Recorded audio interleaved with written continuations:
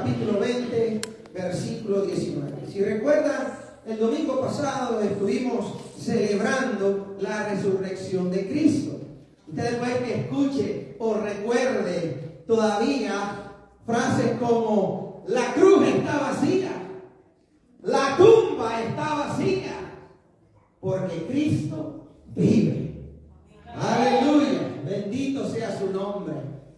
El Cristo que predicamos, el Cristo en que usted y yo creemos, es un Cristo vivo, vive y reina para siempre. Amén. Dice la palabra de Dios allí en el Salmo 115 que los ídolos de madera, de plata, de oro y de cuanto otro material haya, dice que esos ídolos tienen ojos, mas no ven, tienen boca, mas no pueden hablar, tienen oídos, pero no pueden escuchar. Por eso creemos en un Dios vivo que camina con nosotros todos los días. Amén. Que sabemos que está y su espíritu habita en nuestras vidas. Y todo eso, ¿sabe por qué? Porque un día Cristo, después de haber sido crucificado, ejecutado y enterrado, se levantó de entre los muertos, salió de aquella tumba y se sentó en su trono de gloria para reinar por los siglos de los siglos. ¿Cuántos dicen amén? Aleluya. Bendito sea nuestro Dios.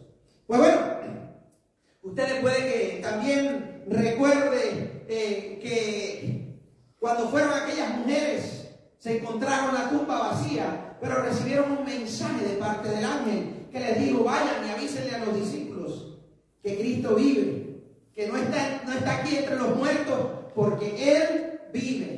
Y allá fueron las mujeres y le avisaron a los discípulos corrieron, fueron, verificaron la tumba vacía y demás. Y dice la palabra de Dios allí en Juan capítulo 20, a partir del versículo 19, que al atardecer de ese mismo primer día de la semana, del domingo en que Cristo resucitó, estaban reunidos los discípulos a puertas cerradas por temor a los judíos. Cerraron por dentro, les pusieron candado porque tenían miedo de que hicieran con ellos lo mismo que los judíos hicieron con Cristo, de ejecutarlo, de matarlo. Y por ese temor estaban reunidos a puerta cerrada. Y dice que Jesús entró y poniéndose en medio de ellos, los saludó. Y uno dice: bueno, ¿cómo es que Jesús entró si las puertas estaban cerradas? Vamos a ver más adelante cuál es una posible respuesta para eso.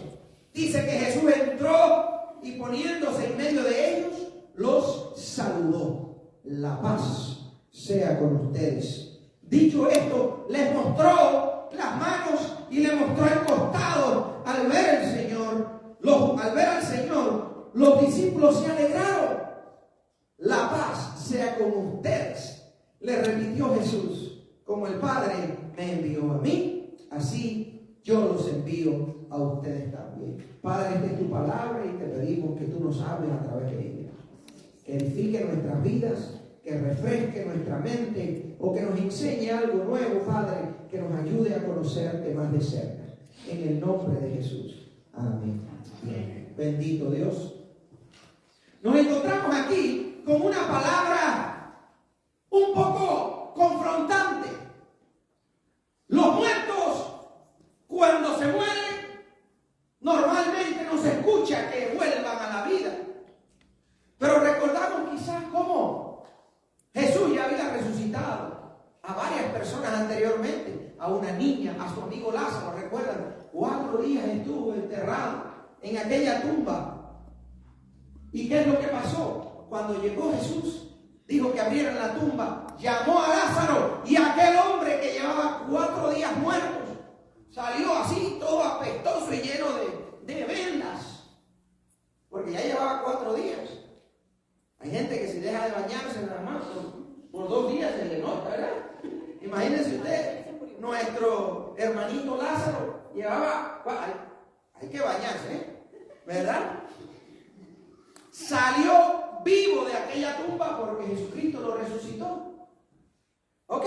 Entonces nos encontramos que no era algo nuevo, pero no es algo común tampoco que la gente ande resucitando.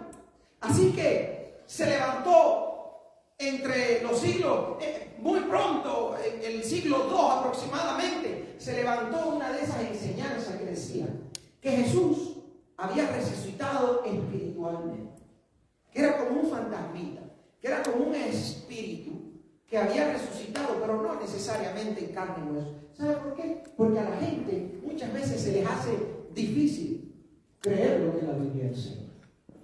Porque no creemos muchas veces en un Dios todopoderoso. Terminamos dudando de que algo que no sea común o algo que parezca imposible pueda suceder, aunque esté escrito en la Biblia.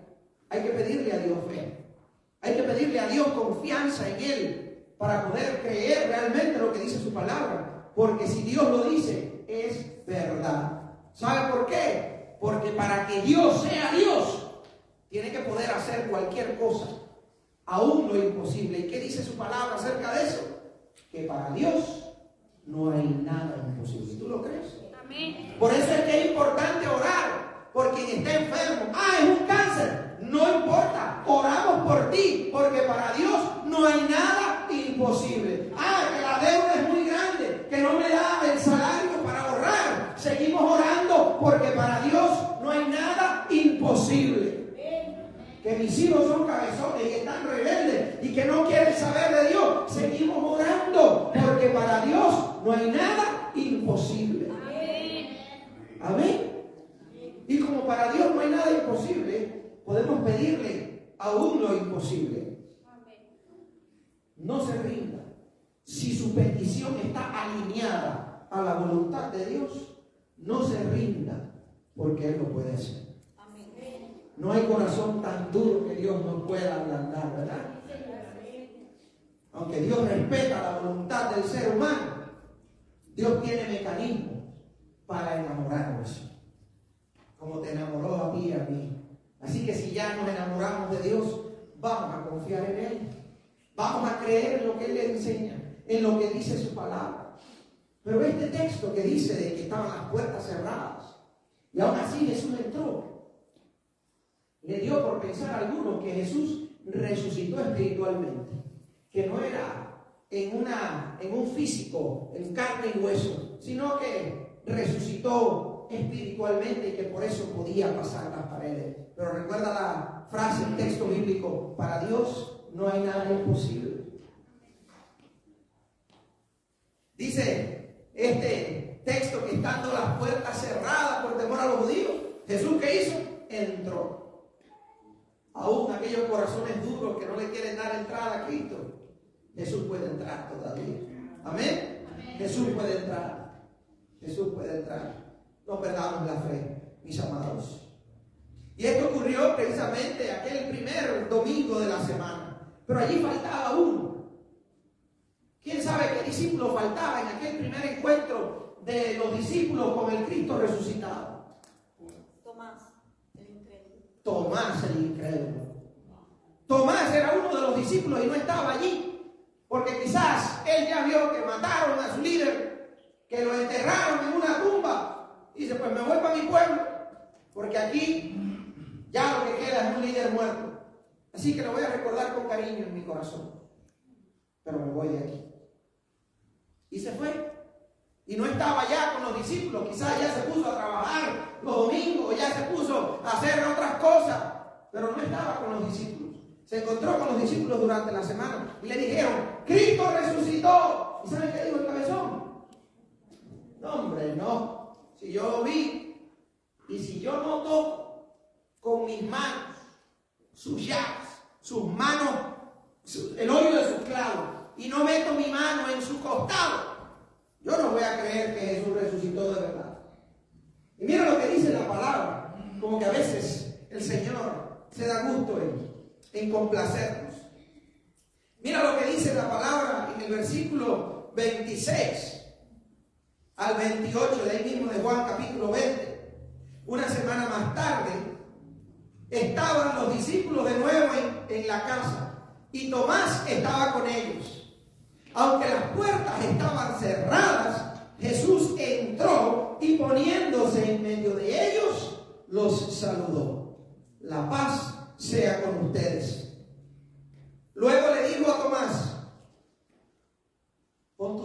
quién? Aquí, y mira mis manos. Acerca tu mano, métela en mi costado, y no seas incrédulo, sino hombre de fe. Señor mío y Dios mío, le respondió Tomás. Jesús era alguien a quien se le podía tocar. Ustedes que han escuchado y cuentos, ideas y historias y leyendas de esas de los fantasmas. Los fantasmas normalmente no se les puede tocar, ¿verdad?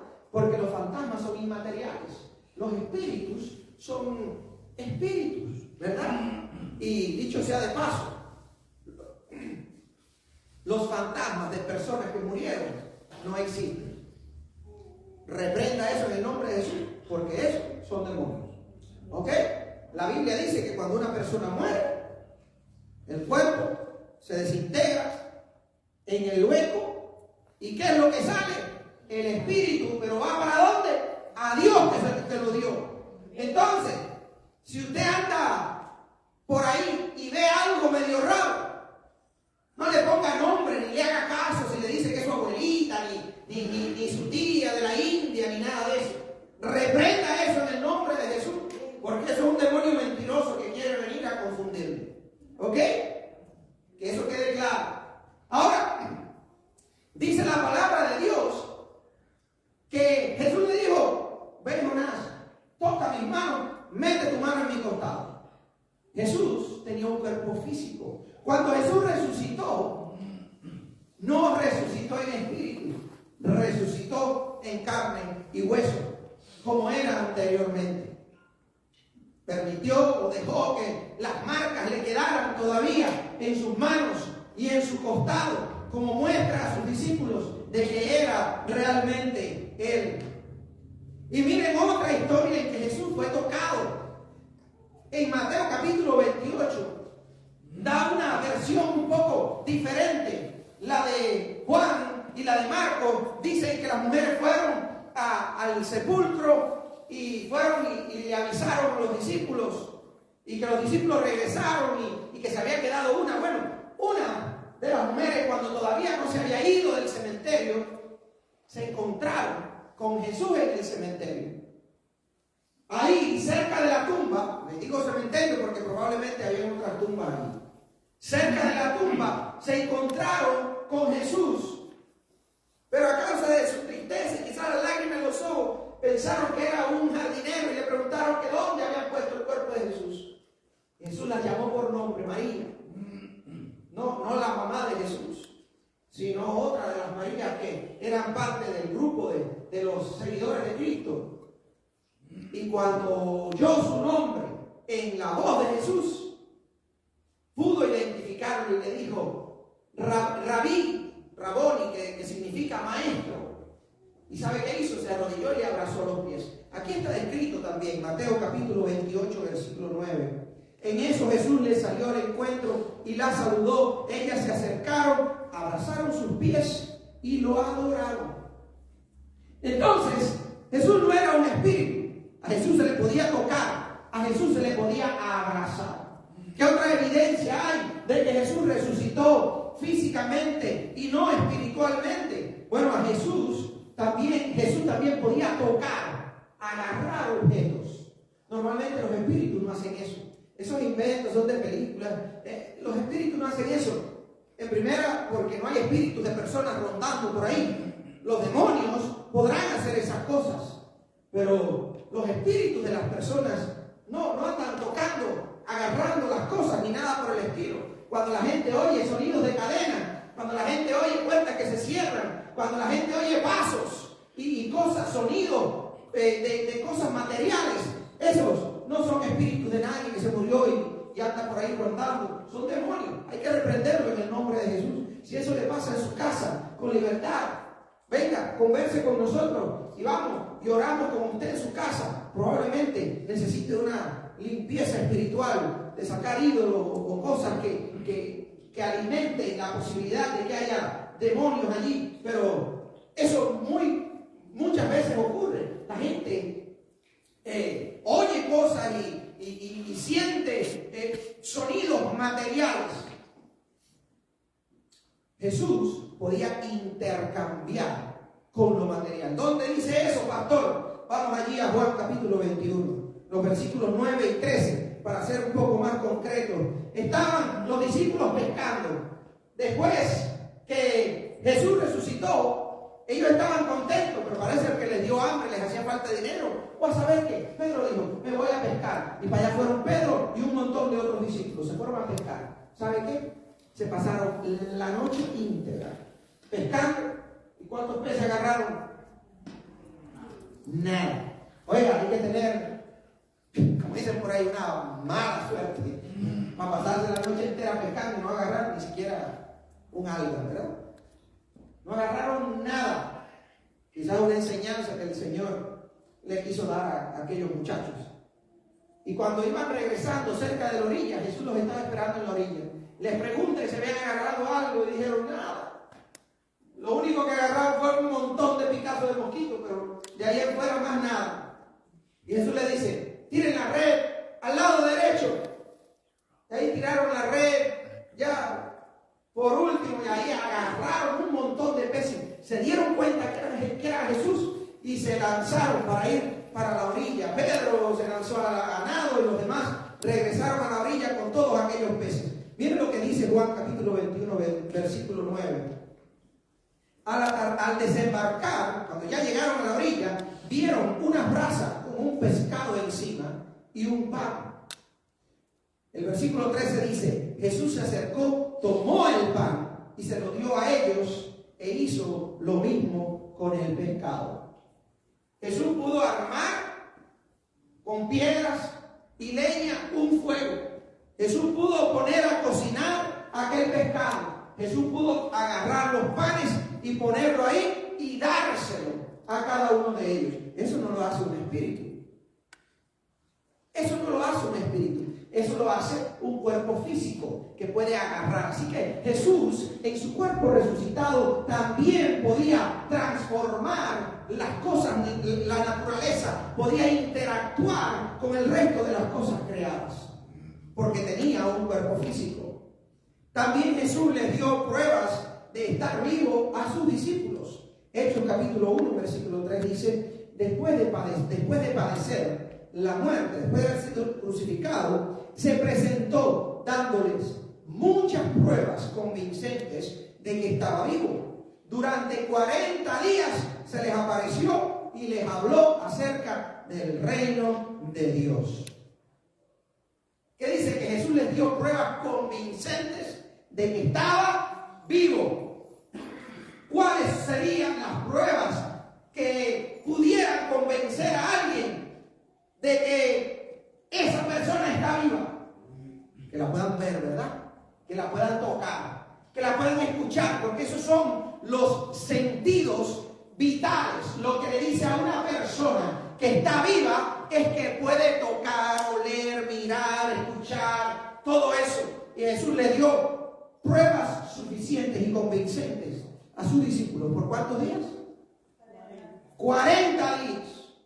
¿Saben qué había dicho Jesús anteriormente? Cuando le pedían una señal, un milagro, de que Él realmente era el Mesías, de que Él era realmente el enviado de Dios, Jesús le dijo, no se les va a dar ninguna prueba, sino la señal de Jonás. Y si ustedes han escuchado o han aprendido la historia de Jonás, él era un predicador que por desobediente se fue en dirección opuesta a lo que Dios le mandó. Ve y predícale a la gente que vive en Nínive para que escuchen que Dios va a juzgarlo y a destruirlo por su maldad. Jonás dijo, no, yo no voy a hablarle a esa gente bandolera, a esos criminales, a esa gente violenta, no, ellos se merecen el juicio, quémalos vivos. Y se fue en una dirección completamente opuesta, se montó en un barco para ir lo más lejos posible. Lo que recuerdan o que sepan la historia de Jonás, ¿qué pasó con Jonás? Bueno, él mismo dijo que la causa de la tormenta que se les armó en el mar era por culpa de él, porque estaba en desobediencia con Dios. ¿Cuál es la solución, Jonás? Van a tener que deshacerse de mí. Lo agarraron, tiraron para el agua. Vino un gran pez, dice la Biblia, y se lo tragó. ¿Cuántos días estuvo Jonás dentro de aquel pez? Vamos, aquí yo no tengo una sola luna, ¿eh? ¿Cuántos días estuvo Jonás en la barriga de aquel pez?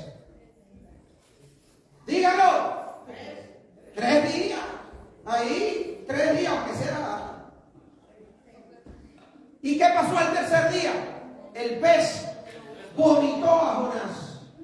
Que se alegre que salió por la boca, ¿verdad? Porque por cabezón pudo perfectamente haber salido por otro lado. Pero vomitó a Jonás. Ah, están vivos, mira cómo se ríen, ¿eh? Les encanta oír como lo malo que le pasa a los demás, ¿eh? Así somos de cabezones tú y yo también muchas veces, ¿eh? Que queremos ignorar el llamado de Dios y decirle a Dios, no, lo que tú me dices no es lo que yo quiero hacer, yo me voy por mi cuenta. Bueno, Jonás, después de 3 días en la barriga de aquel pez, fue vomitado. ¿Dónde? A la orilla del pueblo de Nínive, en la costa de Nínive. Allá fue Jonás y le predicó a los ninivitas ¿por cuántos días? Vamos, que le estoy haciendo trampa aquí para que, y aún así, ¿cuántos días estuvo predicando Jonás a los ninivitas? No son 4. 40 días. Todo se asocia. ¿Cuál es la señal que le dijo Jesús que le iba a dar? La historia de Jonás se iba a repetir. Jesús iba a estar en aquella tumba por 3 días, iba a resucitar, iba a estar con sus discípulos ¿por cuántos días? Por 40 días. Como mismo estuvo Jonás por cuántos días predicándole a los ninivitas? 40 días. Que no se les olvide de nuevo, ¿eh? ¿Y qué es lo que pasó? Dios perdonó la ciudad de Nínive porque se arrepintieron, hicieron ayuno, oraron y clamaron a Dios por su perdón. Y Dios en su misericordia les perdonó. Porque no importa cuán grande sea tu pecado, si tu corazón se humilla delante de Dios y le pides perdón al Señor, el Señor te perdona, te restaura y te levanta. Alabado sea su nombre. Amén. ¿Cuánta gente perdonada hay en este lugar? Y el que no levante la mano, pues, Rebeca, pues usted tiene que arrepentirse para que la perdone. Mira, 40 días estuvo Jesús con sus discípulos. Cuando Jonás le predicó a los ninivitas, le predicó en espíritu, le predicó en un cuerpo físico. Así mismo Jesús, cuando resucitó en un cuerpo físico. ¿Y qué más, pastor? A ver, ¿qué otra prueba presenta la Biblia? Bueno, la resurrección en sí mismo es su definición, significa volver a la vida. Si se dice que Jesús resucitó, significa que Jesús volvió a la vida en su cuerpo original. Y eso es realmente lo que pasó. ¿Qué impacto puede tener eso para nosotros? Eso ya pasó, pastor. ¿Para qué seguir aprendiendo y hablando de eso? ¿Para qué? Porque es una de las doctrinas significativas, es una doctrina muy importante para la iglesia. Es una de las enseñanzas de Dios para el pueblo de Dios que es muy importante que usted y yo debemos conocer. ¿Cómo nos impacta a nosotros? Vamos allí a 1 Corintios. Capítulo 15 y los versículos 51 al 53. Estos son textos bíblicos que sería bueno que usted marcara. 1 Corintios 15 del 51 al 53. Vamos a ver qué pasa con los cuerpos resucitados. Dice, fíjense bien en el misterio que les voy a revelar. No todos moriremos. Eso significa que cuando Cristo venga habrá personas que están vivas y que no van a morir, serán transformados al instante. Pero aquellos que han muerto, entonces van a resucitar. Dice, no todos moriremos, pero todos seremos transformados. En un instante, en un abrir y cerrar de ojos, en un pestañazo, podríamos decir, ¿verdad? Al toque de la final trompeta, pues sonará la trompeta y los que estamos estudiando el libro de Apocalipsis los martes, pues a partir de esta semana, de este martes, vamos a estar viendo también que en el libro de Apocalipsis habla de que en los últimos tiempos habrá trompetas que definan cuándo el Señor habrá de venir. Dice, porque sonará la trompeta y los muertos resucitarán con un cuerpo incorruptible y nosotros seremos transformados. Porque lo corruptible tiene que revestirse de lo incorruptible y lo mortal de inmortalidad. ¿Saben qué significa esto? La importancia de que tú y yo conozcamos que Cristo resucitó en carne y hueso físicamente implica que nuestra esperanza de resurrección con un cuerpo físico transformado y glorioso es lo que nosotros vamos a heredar, porque ya lo hemos visto en Cristo. Cuando resucitó Lázaro, cuando resucitó el hijo de la viuda de Naín, allá en la historia de Eliseo del Antiguo Testamento, cuando resucitó la niña que Jesús le dijo, Talita cumi, a ti te digo, levántate. ¿Se acuerdan de esa historia? Cuando resucitaron todas esas personas, volvieron a morir, porque era un cuerpo que todavía no era el cuerpo glorificado del que habla para los últimos tiempos. Pero vendrá el día, ya sea que hayamos muerto o que Cristo venga mientras estamos vivos, lo cual es una posibilidad también, en que tú y yo tendremos cuerpos transformados, cuerpos glorificados, lo mismo que se dice del cuerpo de Cristo. ¿Y qué características tendremos nosotros según la palabra de Dios cuando nosotros seamos resucitados? Bueno, lo primero que nos habla esta historia de la resurrección es que Cristo venció la muerte. Así que lo más lógico es que nuestros cuerpos resucitados y glorificados no volverán a morir. Dice Apocalipsis 21, 4, que la eternidad con el Señor la vamos a vivir en circunstancias en las que no habrá más dolor, ni sufrimiento, ni muerte. Así que imagínate, todo lo que produce dolor y sufrimiento a tu vida, no lo sufrirás en tu cuerpo. Todo lo que produce muerte en la vida del ser humano, una caída, un accidente o no sé qué, no moriremos. De alguna manera, nuestro cuerpo será actualizado a tal nivel que nunca más se decaiga, nunca más se corrompa desde el punto de vista físico para muerte, ni para enfermedades, ni nada de eso. Así que hoy estamos cojeando, pero en la presencia de Dios no va a haber cojera en el nombre de Jesús. Ay, que a no sé quién le tuvieron que amputar una pierna. En la presencia de Dios, mira, sus dos piernitas van a estar saltando como una cabita, ¿verdad? Alabando a Dios, ¿verdad? Si te quedaste ciego de un ojo, mira, tu cuerpo glorificado será perfecto y eterno. Tu cuerpo será restaurado completamente. ¿Qué otra cosa podemos ver entonces en la vida de Jesús? Cuando Jesús resucitó, era identificable. Los discípulos pudieron identificar a Jesús. Lo miraron y lo pudieron identificar. Así que puede que te quedes un poco más linda, pero todavía vas a ser tú, aunque no vas a necesitar maquillaje, ¿verdad? Ni filtro de eso para TikTok, ni nada de eso. Oh, es verdad que quizás no tengas tanta barriga, pero mira, vas a seguir siendo tú. Y va a ser la mejor versión de ti mismo que puedas tener, porque será un cuerpo glorificado. Jesús era identificable. Así que tú y yo podremos ser identificados y podremos identificar a otros seres queridos o otros cristianos que han muerto en el pasado. Los podremos identificar porque allí estaremos juntos. ¿Qué otra cosa podemos ver en Jesús? Bueno, podremos también tocar objetos, transformar objetos. Así que probablemente, lo más probable es que tendremos trabajo en el reino de Dios. En el reino eterno de Dios vamos a tener trabajo. Vamos a poder usar nuestra creatividad. Vamos a poder transformar la nueva naturaleza que Dios va a crear. Vamos a poder quizás hacer nuevos edificios, porque todo lo que existe hoy será destruido. Dios renovará todas las cosas. Lo llama una nueva tierra y un nuevo cielo.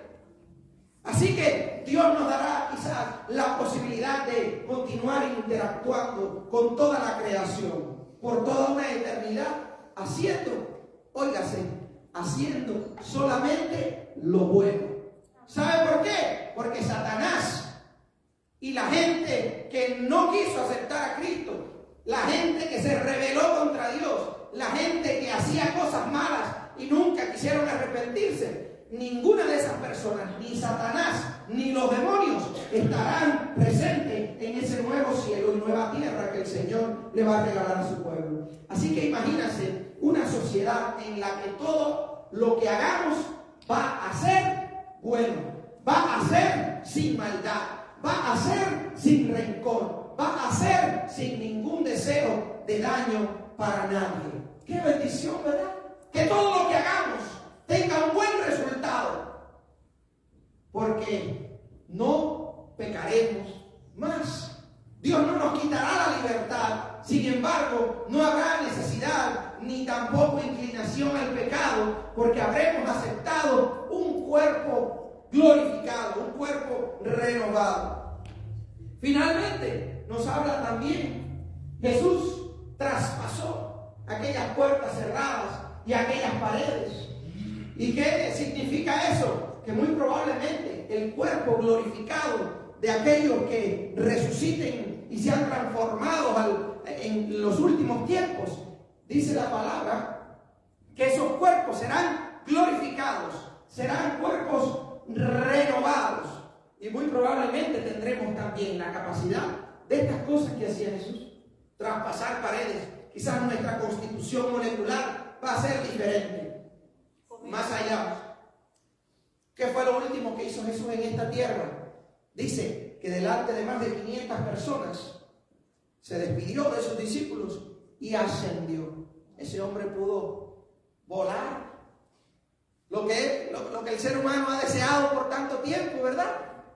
Quizás podamos interactuar de una manera libre también en el espacio. No sabemos todos los detalles porque la Biblia no los revela, pero lo que sí sabemos es que por cuanto Cristo ha resucitado en un cuerpo glorificado y nosotros vamos a resucitar en cuerpos glorificados, vamos a tener los mismos beneficios que Cristo tiene en su cuerpo físico.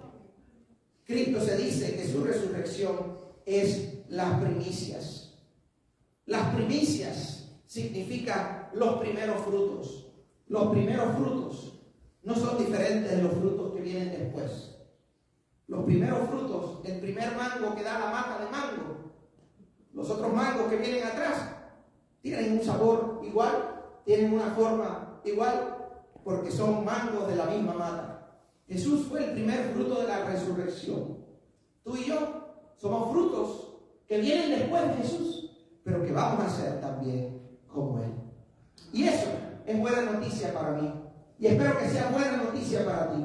El saber que lo que promete el Señor para nosotros es un cuerpo que no sufrirá dolor, un ambiente en que no habrá sufrimiento ni pecado, y un cuerpo que nunca experimentará la muerte. Yo estoy listo para eso cuando sea que el Señor me llame a su presencia. Pero hasta entonces, ¿qué nos toca, pastor?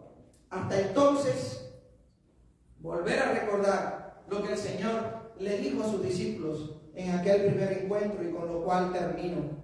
En Juan capítulo 20, a partir del versículo 21 al 23, dice que después que Jesús entró a la casa y bendijo a los discípulos, dice el versículo 21 que le dijo: la paz sea con ustedes. Como el Padre me envió a mí, así yo los envío también a ustedes. Acto seguido, sopló sobre ellos y les dijo: reciban el Espíritu Santo. A quienes le perdonen sus pecados, les serán perdonados. A quienes no se los perdonen, no les serán perdonados. Quiero que sepas, desde el día en que tú entregaste tu corazón a Cristo y te rendiste a Él y lo aceptaste intencionalmente como Señor y Salvador de tu vida, desde ese día dice la palabra que fuiste sellado por el Espíritu Santo. Ya tenemos el Espíritu Santo. Lo que hay que pedirle al Señor: lléname de tu Espíritu Santo. Lléname de tu Espíritu Santo. Ayúdame, Señor, a quitar un poco de tareco de mi corazón, de cosas inservibles, de cosas que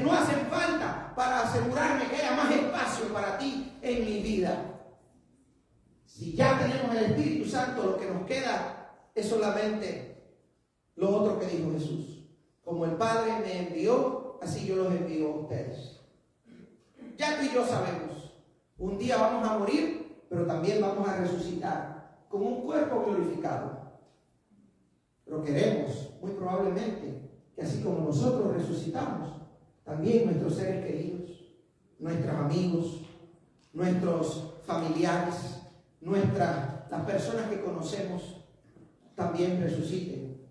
¿Cómo se logra eso? Predicando el Evangelio, hablándole a otros acerca de Cristo, invitándolos a la casa de Dios para que escuchen el mensaje de vida. Usted siendo un testimonio vivo de que usted es un verdadero creyente en Cristo y comportándose como Dios manda. Si hacemos eso, muchas otras personas también entregarán su corazón a Cristo. Y quiero sencillamente dar la oportunidad hoy, porque quizás haya alguien aquí que no ha entregado su corazón a Cristo nunca y quizás quiera hacerlo hoy. O quizás haya alguien que sí, estuvo caminando con Cristo en el pasado, pero se apartó de la fe y quiere reconciliarse con Dios en esta tarde. Yo les voy a invitar a que en esta hora todos oremos. Y oremos para salvación de aquellos que sabemos que están apartados de Cristo y no están aquí, pero que también oremos por la salvación de aquellos que necesitan a Cristo y que quizás alguien de los que está aquí esté en esa situación. Así que les voy a invitar a orar conmigo y decirle al Señor: te bendecimos, Dios. Amado Dios, Padre eterno, Príncipe de paz,